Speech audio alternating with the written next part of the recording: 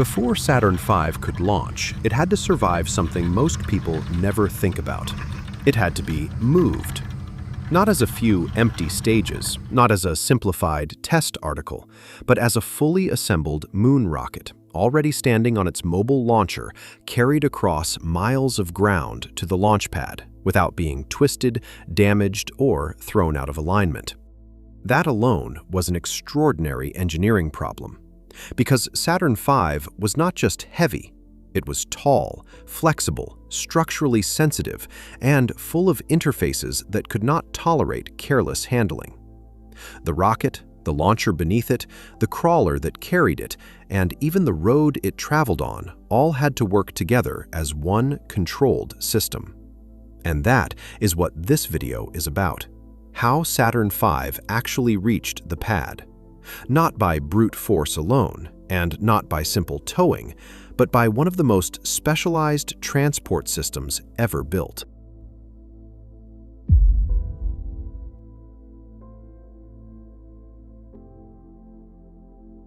When people picture Apollo, they usually picture launch. They think of the F-1 engines, the flame trench, the tower arms pulling away, and the rocket climbing into the sky. But before any of that could happen, NASA had to solve a quieter problem. How do you move a fully assembled lunar launch vehicle from the vehicle assembly building to the launch pad without damaging it before launch day even begins? That question mattered because the Saturn V was too large to handle in the old way. Earlier rockets could be assembled and managed with more traditional pad-side methods. Apollo was different.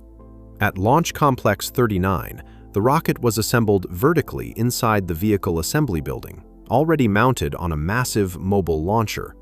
Then, the entire stack had to be transported to the pad as one enormous unit. That decision simplified some parts of launch preparation, but it created a completely new transport challenge. Now, NASA was no longer moving just a rocket, it was moving a complete launch structure.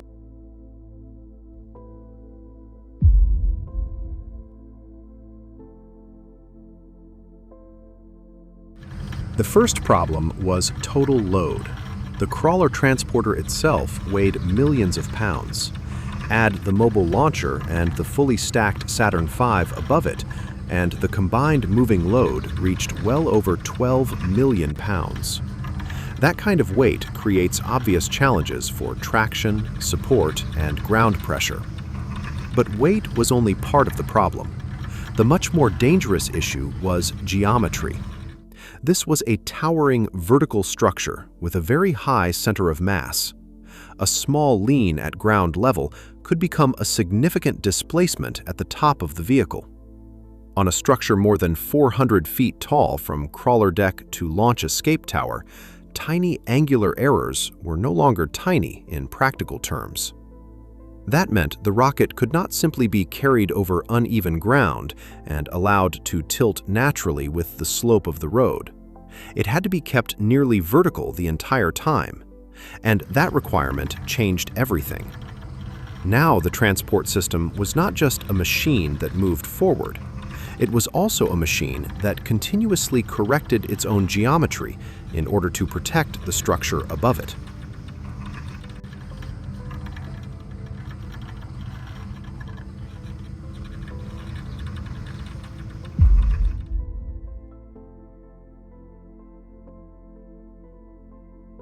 The crawler transporter was one of the largest tracked vehicles ever built. It was designed specifically to carry the mobile launcher and the rocket from the vehicle assembly building to the launch pad, then place that load accurately onto fixed pad supports. Its basic dimensions already tell you what kind of machine this was. It was roughly 131 feet long and 114 feet wide, carried on 4 enormous double-tracked crawler assemblies. It was powered by large diesel engines, driving generators, which in turn supplied electricity to traction motors. So although it burned diesel fuel, its drive system was essentially electric at the final motion stage. That matters because this was not a vehicle meant for speed. It was built for controlled torque, controlled motion, and precise handling under extreme load. When loaded, the crawler moved at roughly 1 mile per hour. That sounds slow until you understand what it was carrying. It was moving an assembled moon rocket, and speed was never the point. The point was stability.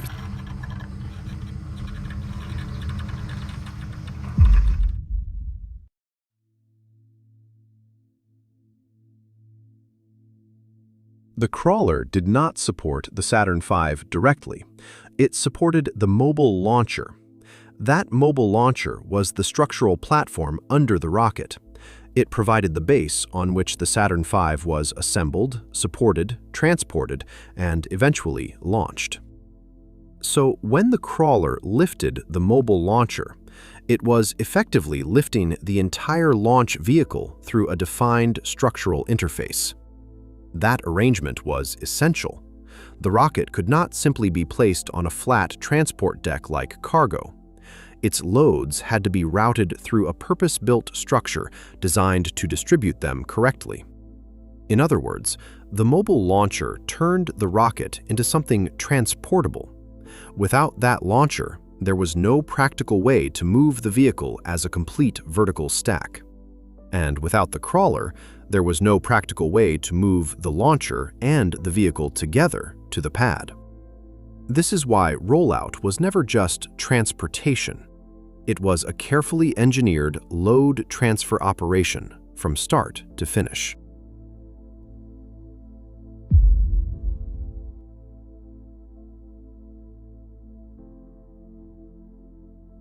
Just as important as the crawler itself was the road beneath it.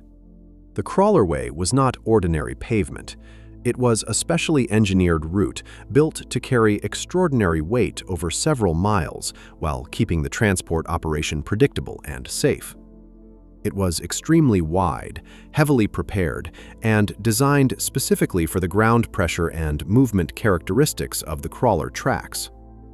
The surface used carefully selected rock to distribute load while avoiding the kind of behavior that would make a heavy tracked vehicle unstable or unpredictable.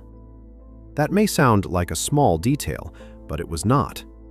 If the ground behaved badly under the crawler, then every correction system on the transporter would have to fight those disturbances.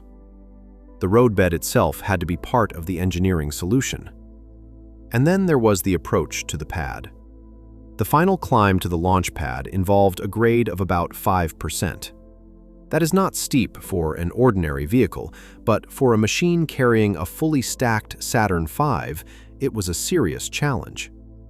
Because the crawler had to climb that slope while keeping the rocket nearly vertical. That was only possible because the transporter did not rely on passive suspension alone. It used an active hydraulic leveling system to compensate for changes in terrain and slope. So, while the crawler moved uphill, it was also adjusting its own support geometry underneath the launcher. That is one of the most impressive parts of the whole system. The machine was effectively reshaping its posture as it moved, so the vehicle above it did not lean with the road.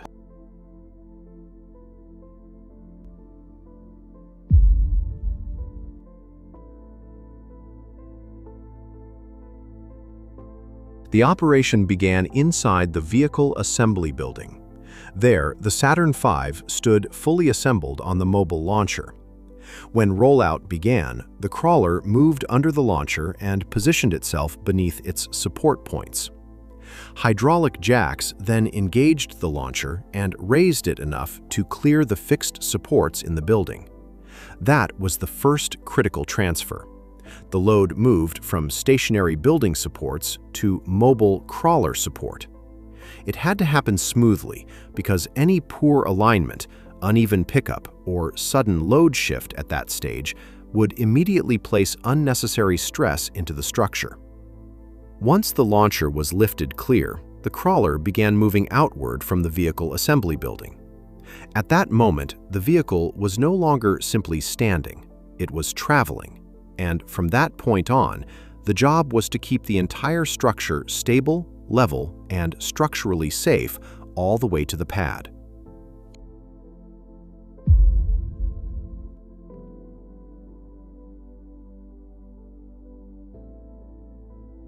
A rollout speed of about 1 mile per hour can sound almost comical today. But for Saturn V, slow was not a weakness. Slow was protection. A moving structure experiences dynamic effects. Even when a load is carried carefully, bumps, surface variation, steering corrections, and changing support conditions can all introduce motion and stress. On a short, rigid piece of hardware, that may not be a major problem. On a huge vertical launch vehicle, it can become serious very quickly. NASA did not need Rollout to be fast. NASA needed Rollout to be gentle.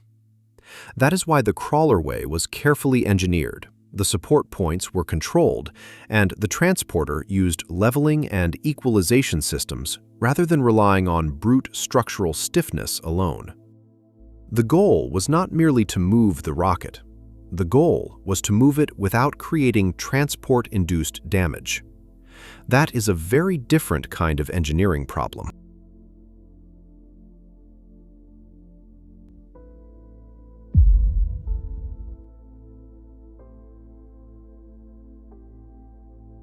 Another challenge people rarely think about is steering. The crawler did not move in a straight line over perfectly simple geometry. It had to negotiate broad curves on the way from the vehicle assembly building to the launch pad. That sounds manageable until you picture what was happening. A massive tracked machine was steering millions of pounds of moving load while carrying a structure taller than a skyscraper and keeping it almost perfectly upright. That required not only traction and power, but coordinated movement between the crawler's track assemblies and the systems that kept the top load correctly aligned. The vehicle could not be allowed to sway significantly, and it could not be subjected to abrupt directional inputs. Everything about the rollout had to be deliberate. That is the word that best describes the whole operation: deliberate. Nothing about Saturn V rollout was casual. Every part of it was managed for load control.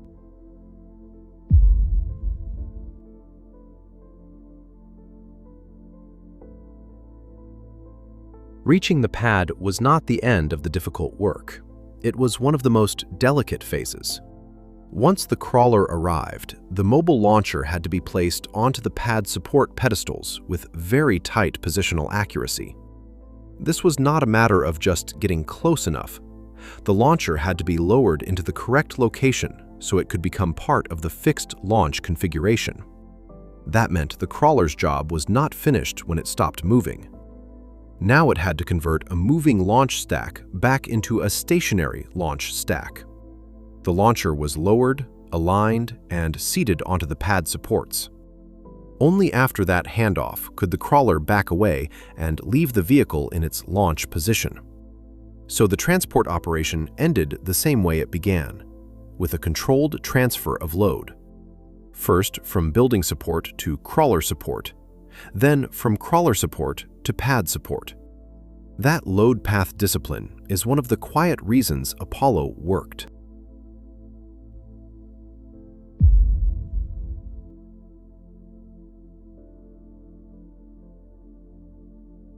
This whole subject matters because it reveals something essential about Apollo. The Saturn V was not just a rocket. It was part of a much larger system. To the public, Apollo often looks like a story of engines, astronauts, and missions. But from an engineering perspective, it was also a story of infrastructure. The giant launch vehicle could only function because an equally serious ground system had been built around it. The crawler transporter, the mobile launcher, the crawlerway, the pad interfaces, the leveling system, and the vehicle assembly building were all part of the same operational chain. If any one of those systems failed at the wrong moment, launch would not simply be delayed, the entire mission flow could be disrupted. That is why Rollout deserves more attention than it usually gets. Because before Saturn V could survive ignition, it first had to survive transport. And transport was not trivial. It was an engineering event in its own right.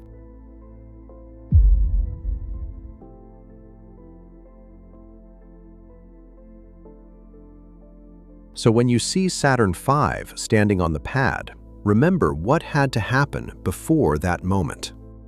A fully assembled moon rocket had to be lifted, carried, leveled, steered, and positioned with extraordinary care. It moved on top of one of the largest tracked vehicles ever built. It traveled over a specially engineered crawlerway. It climbed the pad approach while active hydraulic systems kept the stack nearly vertical. And it arrived not through brute force alone, but through controlled load handling across an entire ground support architecture.